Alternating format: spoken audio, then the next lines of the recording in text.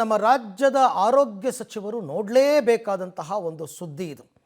ಯಾಕೆಂದರೆ ನಮ್ಮ ರಾಜ್ಯದ ಜಿಲ್ಲಾಸ್ಪತ್ರೆಗಳ ದುಸ್ಥಿತಿ ಬಗ್ಗೆ ಈಗಾಗಲೇ ಸಾಕಷ್ಟು ಸುದ್ದಿ ಮಾಡಿದ್ದೀವಿ. ಇದು ಇನ್ನೊಂದು ಅದಕ್ಕೆ ಎಡಿಷನ್. ಒಂದು ಕಡೆ ರಣರಣ ಬೇಸಿಗೆ, ಆ ಬೇಸಿಗೆಯಲ್ಲಿ ಜಿಲ್ಲಾಸ್ಪತ್ರೆಯ ದುಸ್ಥಿತಿ. ಕೊಪ್ಪಳ ಜಿಲ್ಲಾಸ್ಪತ್ರೆಯಲ್ಲಿ ಫ್ಯಾನು, AC ಏನೂ ವರ್ಕ್ ಆಗ್ತಿಲ್ಲ. ಜಿಲ್ಲಾಸ್ಪತ್ರೆಗೆ ಮನೆಯಿಂದಲೇ ಫ್ಯಾನ್ ತಂದಿದ್ದಾರೆ ರೋಗಿಗಳು. ಅವ್ರವ್ರ ಮನೆಯಿಂದಲೇ ಫ್ಯಾನ್ ತಂದು ಹಾಕ್ಕೊಂಡಿದ್ದಾರೆ. ಯಾಕೆಂದರೆ ಹಾಸ್ಪಿಟ್ಲಲ್ಲಿ AC ವರ್ಕ್ ಆಗ್ತಿಲ್ಲ, ಫ್ಯಾನೇ ವರ್ಕ್ ಆಗ್ತಿಲ್ಲ, ಬಿಡಿ ಇನ್ನು AC ಎಲ್ಲಾಗುತ್ತೆ. ಆಸ್ಪತ್ರೆಯಿಂದ ಮನೆಗೆ ಫ್ಯಾನ್ಗಳನ್ನು ತಂದು ಹಾಕ್ಕೊಂಡಿದ್ದಾರೆ ಪೋಷಕರು. ಎಂಥ ದುಸ್ಥಿತಿ ಅಂತಂದರೆ, ಹೋಗಲಿ ಕೆಲವು ಸರ್ತಿ ಅಲ್ಲಿ ಬ್ಯಾಕಪ್ ಪವರು ಇರಲ್ಲ, ಕರೆಂಟ್ ಹೋಯ್ತು ಅಂದರೆ ಮುಗೀತು. ಇವಾಗ ಕರೆಂಟ್ ಇದ್ದರೂ ವರ್ಕ್ ಆಗೋದಕ್ಕೆ ಫ್ಯಾನ್ ಇಲ್ಲ, ಏನಿಲ್ಲ. ನೋಡಿ ಇಲ್ಲಿ ಯಾತಕ್ಕೆ ತರ್ತೀರ ಅಂದರೆ ಒಳಗಡೆ ವರ್ಕ್ ಆಗ್ತಿಲ್ಲ ಸರ್ ಯಾವುದು ಫ್ಯಾನ್ಗಳು. ಇದು ಜಿಲ್ಲಾಸ್ಪತ್ರೆ ಸ್ಥಿತಿ. ನಾವು ಜಿಲ್ಲಾಸ್ಪತ್ರೆಗಳನ್ನು ಮೇಲ್ದರ್ಜೆಗೆ ಏರಿಸ್ಬಿಡ್ತೀವಿ, ಹಾಗೆ ಮಾಡಿಬಿಡ್ತೀವಿ, ಹೀಗೆ ಮಾಡಿಬಿಡ್ತೀವಿ ಅಂತಾರೆ. ಹಾಸ್ಪಿಟ್ಲಲ್ಲಿ ಕನಿಷ್ಠ ಒಂದು AC ವರ್ಕ್ ಆಗ್ತಾಯಿಲ್ಲ. ಮೊದಲೇ ಉತ್ತರ ಕರ್ನಾಟಕದ ಜಿಲ್ಲೆಗಳು 40 ಮೇಲೆ ಟೆಂಪ್ರೇಚರ್. ಈಗ ಈ 40 ಮೇಲೆ ಟೆಂಪ್ರೇಚರ್ ಇರತಕ್ಕಂಥ ಜಿಲ್ಲೆಗಳಲ್ಲಿ ಅದು ಹಾಸ್ಪಿಟ್ಲಲ್ಲಿ ಮೊದಲೇ 108 ಆರೋಗ್ಯದ ಸಮಸ್ಯೆಯಿಂದ ಬಳಲ್ತಾ ಇರ್ತಾರೆ. ಅಂಥವ್ರಿಗೆ ಕನಿಷ್ಠ ಒಂದು ಫ್ಯಾನ್ ಇಲ್ಲ ಅಂತಂದರೆ ಅವ್ರು ಹೆಂಗೆ ಬದುಕಬೇಕು, ಹೆಂಗಿರಬೇಕು? ಹಾಸ್ಪಿಟ್ಲಲ್ಲಿ ಅವರು ಗುಣಮುಖರಾಗದಂಗೆ, ರಿಕವರಿ ಆಗದಂಗೆ ಹಾಗಿದೆ ಪರಿಸ್ಥಿತಿ. ಕೊಪ್ಪಳ ಜಿಲ್ಲಾಸ್ಪತ್ರೆಯಲ್ಲಿ ಶಿಶು ಮಕ್ಕಳ ತೀವ್ರ ನಿಗಾ ಘಟಕದಲ್ಲಿ ICUನಲ್ಲಿ ವರ್ಕ್ ಆಗ್ತಿಲ್ಲ. 39 ಡಿಗ್ರಿ ಟೆಂಪ್ರೇಚರ್ ಇದೆ. ಜಿಲ್ಲಾಸ್ಪತ್ರೆಯಲ್ಲಿ 8 ಬೆಡ್ಗಳ ಮಧ್ಯೆ ಒಂದೇ ಒಂದು ಫ್ಯಾನ್ ಇದೆಯಂತೆ. ಫ್ಯಾನ್ AC ಕೆಟ್ಟೋಗಿದ್ರು ಅದನ್ನು ಕಿಮ್ಸ್ ಸಿಬ್ಬಂದಿ ಸರಿಪಡಿಸಿಲ್ಲ. ಹಾಗಾಗಿ ಧಗೆಯ ರಕ್ಷಣೆಗೆ ಮನೆಯಿಂದ ಫ್ಯಾನ್ ತಂದಿದ್ದಾರೆ ಪೋಷಕರು.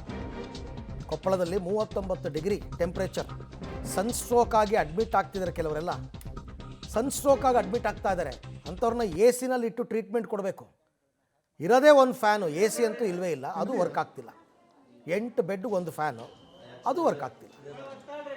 ಹೀಗಿರಬೇಕಾದ್ರೆ ಇನ್ನೇನು ಮಾಡ್ತಾರೆ? ಅವ್ರ ಮನೆಯಿಂದನೇ ಫ್ಯಾನ್ ತರ್ತಾರೆ.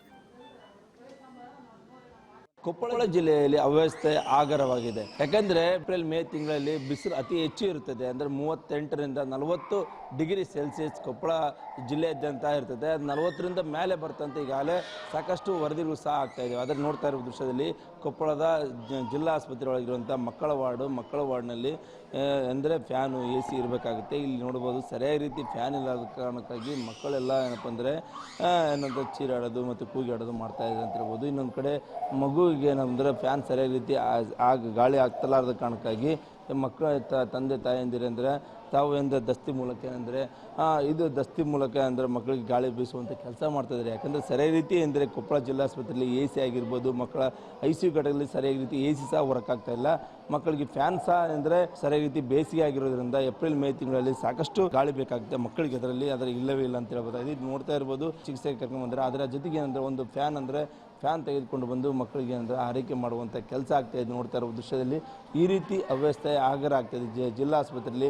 ಯಾಕಂದರೆ ಇದು ಇವತ್ತು ನಿನ್ನೆದೆಲ್ಲ ಸಾಕಷ್ಟು ಬಾರಿ ಆದರೂ ಸಹ ಎಚ್ಚೆತ್ತುಕೊಳ್ಳೋದ ಎಂದರೆ ಜಿಲ್ಲಾ ಆಸ್ಪತ್ರೆ ಕಿಮ್ಸ್ ಡೈರೆಕ್ಟರ್ ಆಗಿರ್ಬೋದು ಮತ್ತು ಈ ಆಡಳಿತ ಮಂಡಳಿ ಆಗಿರ್ಬೋದು ಸಾಕಷ್ಟು ಸಮಸ್ಯೆ ಆಗ್ತಾಯಿದೆ. ಈಗ ನೋಡ್ತಾ ಇರ್ಬೋದು ಇಲ್ಲಿ ಸಹ ಅಂದರೆ ಮಕ್ಕಳು ತಮ್ಮ ಆರೋಗ್ಯದ ಏರ್ಪೇರಾಗಿರೋ ಕಾರಣಕ್ಕಾಗಿ ಜಿಲ್ಲಾ ಆಸ್ಪತ್ರೆಯಲ್ಲಿ ಅಡ್ಮಿಟ್ ಆಗಿ ಚಿಕಿತ್ಸೆಗೆ ಬಂದಿದ್ದಾರೆ. ಅದು ನೋಡ್ತಾ ಇರ್ಬೋದು. ಇಲ್ಲಿಯೂ ಸಹ ಟೇಬಲ್ ಫ್ಯಾನ್ ತೆಗೆದುಕೊಂಡು ಬಂದು ಮಕ್ಕಳಿಗೆ ಏನಂದ್ರೆ ಮಕ್ಕಳಿಗೆ ಗಾಳಿ ಬರುವಂಥ ಕೆಲಸ ಮಾಡ್ತಾರೆ. ಯಾಕಂದರೆ ICUನಲ್ಲಿ ಸಹ ಅಲ್ಲಿ ಸಹ AC ಸರಿಯಾಗಿ ವರ್ಕ್ ಆಗ್ತಿಲ್ಲ ಅನ್ನೋ ಕಾರಣಕ್ಕಾಗಿ ಅಲ್ಲಿ ಸಹ ಫ್ಯಾನ್ಗಳು ಇಟ್ಟಿದ್ದಾರೆ.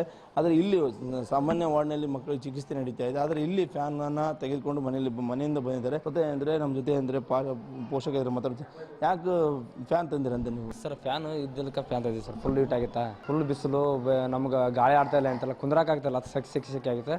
ಅದು ಸಲ ನಿನ್ನಿಂದ ಫ್ಯಾನ್ ತರಿಸಿ ಸರ್. ಫ್ಯಾನಿಗೇನು ಬರ್ತಾ ಇಲ್ಲ, ಏನು ಸಮಸ್ಯೆ ಕೆಟ್ಟೋಗಿದೆ ಅಂತ? ಎಲ್ಲ ಸಮಸ್ಯೆ ಕೆಟ್ಟೋಗಿ ಸರ್. ಎಲ್ಲ ಫ್ಯಾನ್ ಎಲ್ಲ ಏನಿಲ್ಲ ಹೊರತು ಅದು ತಿರ್ತಾ ಇಲ್ಲ. ಅಲ್ಲೊಂದು ಫ್ಯಾನ್ ಇಲ್ಲ ಸರ್, ಇದು ಫ್ಯಾನ್ ಇದ್ರೂ ಉಪಯೋಗ ಇಲ್ಲ ಸರ್. ಅದು ಹಾಗಾಗಿ ನಾವು ಮೊದಲಿಂದ ಸ್ವಲ್ಪ ಫ್ಯಾನ್ ತೊಗೊಂಡು ಸರ್. ಸ್ವಲ್ಪ ಫ್ಯಾನ್ ತಂದಾಗಿಲ್ಲ ನಮ್ಗೆ ಸ್ವಲ್ಪ ಸಮಾಧಾನ ಆಗಿದೆ ಸರ್. ಜ್ವರ ಸರ್, ಜ್ವರ ಇಬ್ಬರು ಮಕ್ಕಳಿಗೆ ಸರ್ ಜ್ವರ ಸರ್. ಬಿಸಿಲು ಜಾಸ್ತಿ ಆಗಿ ಸರ್, ಫುಲ್ ಬಿಸಿಲಾಗಿ ಹೀಟ್ ಜಾಸ್ತಿ ಆಗಿ ಜ್ವರ ಬರೋದು. ಹಾಗಾಗಿ 8 ದಿವಸ ಸರ್ ಅವ್ರಿಗೆ. ಕ್ಲಿಯರ್ ಆಗಿ ಸರ್ ನೋಡ್ತಾರೆ ಸರ್ ಅವರೆಲ್ಲ ನರ್ಸ್ ಎಲ್ಲ ಬಂದು ಫ್ಯಾನಿಂದ ಸ್ವಲ್ಪ ಸಮಸ್ಯೆ ಸರ್ ಅವರೆಲ್ಲ ಟ್ರೀಟ್ಮೆಂಟ್ ಎಲ್ಲ ಚೆನ್ನಾಗಿ ಕೊಡ್ತಾರೆ ಸರ್ ಹೋಗ್ತಾರೆ ಬರ್ತಾರೆ ನೋಡ್ತಾರೆ ಸ್ವಲ್ಪ ಫ್ಯಾನಿಂದ ಸ್ವಲ್ಪ ಅಸ್ತವ್ಯಸ್ತ ಸ್ವಲ್ಪ ಪ್ರಾಬ್ಲಮ್ ಇದೆ ಸರ್ ಈ ಫ್ಯಾನ್ ಬಗ್ಗೆ ಗಮನ ತಂದರೆ ವೈದ್ಯಾಧಿಕಾರಿಗೆ ಹೇಳಿ ಅವ್ರು ಹೇಳಿದ್ರು ಸರ್ ಅವ್ರು ಯಾರು ಏನು ತೆರಿಗೆ ಕೊಡಲ್ಲ ಸರ್ ಮತ್ತು ಇದು ಸಂಬಂಧಪಟ್ಟವ್ರು ಬಂದು ಸ್ವಲ್ಪ ರಿಪೇರ್ ಮಾಡಿಸಿ ನಾವು ತಂದಿವಿ ಸರ್ ಈಗ 8 ದಿವಸ ಸರ್ ಫ್ಯಾನೇ ಇಲ್ಲ ಸರ್ ಮತ್ತು ಇವತ್ತು ಅವಾಗಲಿಂದ ಹೇಳಿ ಸರ್ ಮತ್ತು ಅವ್ರು ಕೇರ್ ಮಾಡಲ್ಲ ಅವ್ನು ಫ್ಯಾನ್ ತಂದು ಹಿಡ್ಕೊಂಡಿವಿ ಸರ್ ಮತ್ತೆ ಏನು ಮಾಡೋಕೆ ಸರ್ ಮತ್ತು ಈಗ ಕುಂದ್ರಕ್ಕೆ ಆಗ್ತಾ ಇಲ್ಲ ಸರ್ ಅಷ್ಟು ಫುಲ್ಲು ಹೀಟಾಗಿ ಮೈ ತುಂಬ ನೀರು ಎಳೆದ ಅಷ್ಟು ಫುಲ್ ಹೀಟ್ ಜಾಸ್ತಿ ಆಗಿಬಿಡುತ್ತೆ ಸರ್ ಮನುಷ್ಯ ನೀರಿಲ್ಲ ಸರ್ ಇಲ್ಲಿ ನೀರು ನಿನ್ನಿಂದ ಸ್ಟಾರ್ಟ್ ಮೊನ್ನೆ 2 ದಿವಸ ನೀರೇ ಇದ್ದಿಲ್ಲ ಸರ್ ಇವಾಗ ಮತ್ತೆ ಬೇರೆ ಹೊರಗಡೆ ಹೋಗಿ ನೀರು ತಂದ್ಕೊಂಬಂದಿವಿ ಸರ್ ಅಸ್ತವ್ಯಸ್ತಕ್ಕೂ ನೀರಿನ ಸ್ವಲ್ಪ ಅಸ್ತವ್ಯಸ್ತ ಸರ್ ಇವತ್ತು ನಿನ್ನಿಂದ ಕ್ಲಿಯರ್ ಆಗಿ ಸರ್ ಅದು ಮನೆ ಮಾಡಿವಿ ಸರ್ ಇದು ಸ್ವಲ್ಪ ಎಲ್ಲ ಅನುಕೂಲ ಮಾಡಿ ಕೊಡ್ಬೇಕಂತ ಅವ್ರಿಗೆ ನಾವು ಹೇಳ್ಕೊಡೋದು ಇಷ್ಟ ಸರ್ ಮಕ್ಕಳ ವಾರ್ಡ್ನಲ್ಲಿ ಆದರೂ ಸರಿಯಾಗಿ ಇಟ್ಕೊಳ್ಬೇಕಾಗುತ್ತೆ. ಯಾಕಂದರೆ ಬೇಸಿಗೆ ಆಗಿರೋದ್ರಿಂದ ಕಡು ಬೇಸಿಗೆ ಏಪ್ರಿಲ್ ಮೇ ತಿಂಗಳಿಂದ ಸಾಕಷ್ಟು ಕಡು ಬೇಸಿಗೆ ಆಗುತ್ತೆ. ಈ ಕಾರಣಕ್ಕಾಗಿ ಏನಪ್ಪ ಅಂದ್ರೆ ಮಕ್ಕಳು ಸಾಕಷ್ಟು ಆರೋಗ್ಯದ ಮೇಲೆ ಏರುಪೇರಾಗುತ್ತೆ. 8 ದಿನಗಳಾಯಿತು ಫ್ಯಾನ್ಗಳು ಇಲ್ಲ, ಫ್ಯಾನ್ಗಳು ರಿಪೇರಿ ಸಹ ಮಾಡೋಕ್ಕಾಗ್ತಿಲ್ಲ. ಅಷ್ಟೇ ಅಲ್ಲ ಕುಡಿಯೋ ನೀರಿನ ಸಮಸ್ಯೆ ಇದೆ ಎಂಬುದು ಇಲ್ಲಿ ಬಂದಿರುವಂಥ ರೋಗಿಗಳ ಮಾತಾಗಿದೆ. ಕೆಂಪಸನ್ ವಿನಯಗತೆ ಮುಖಂಡಗತೆ ಪಬ್ಲಿಕ್ ಟಿವಿ ಕೊಪ್ಪಳ.